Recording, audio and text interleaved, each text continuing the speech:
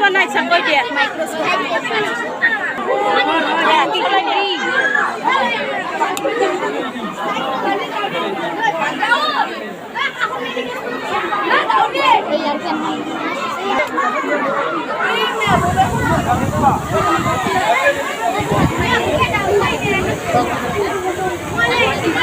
বন্ধ কৰি দিয়া বন্ধা আছে ধুনীয়া কথা আকৌ চলাই দিয়াচোন ধুনীয়া কথা কি বনাইছা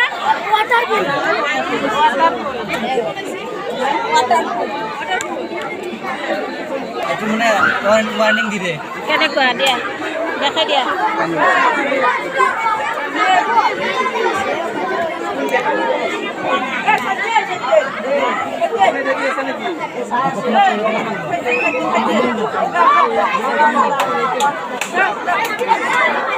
মানে পানী যেতিয়া বাঢ়িব গৰম দিলে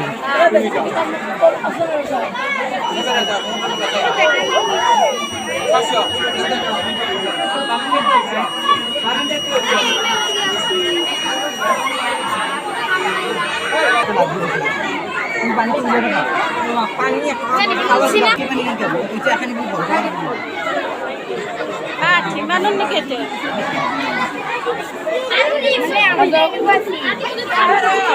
প্ৰদূষণ হৈছে আৰু প্ৰদূষণ আগতে এনেকুৱা আছিল গছ লতা ন এতিয়া প্ৰদূষণ হৈ গছ চছ মৰি গ'ল হয়নে তোমালোকে বনাইছা চলাৰ চিষ্টেম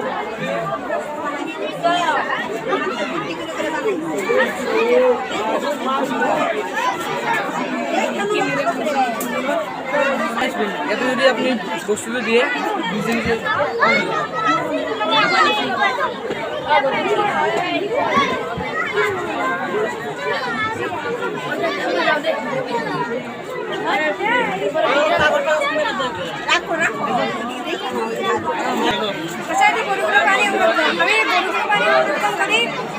ফিল্টাৰ কৰি আছোঁ আৰু এই পানী হাতত ব্যৱহাৰ খেতি কৰিব পাৰিব খাব পাৰিব যিকোনো ব্যৱহাৰ ঘৰুৱা কামত সকলোতে ব্যৱহাৰ কৰিব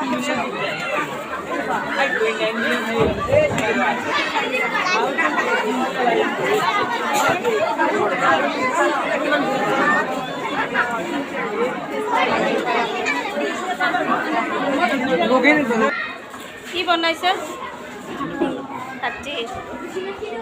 বনাই আছা খাদ্য আছেনে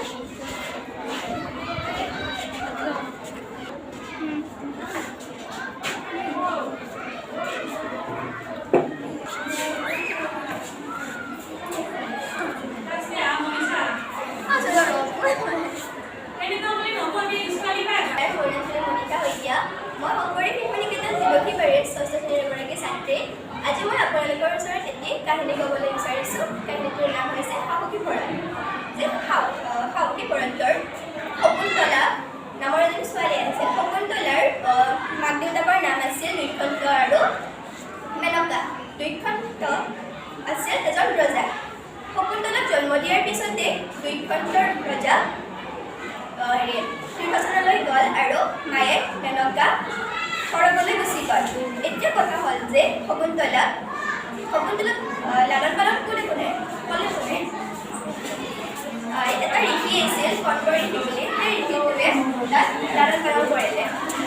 আশ্ৰমৰ সংস্কাৰপূৰ্ণ আয়ে শকুন্তলা ডাঙৰ দীঘল হ'ল। শকুন্তলা ডাঙৰ দীঘল এদিনাখনৰ কথা ৰজা দুষ্যন্তই ৰথত আহি আছিল। আহি থাকোঁতে আশ্ৰমত যেতিয়া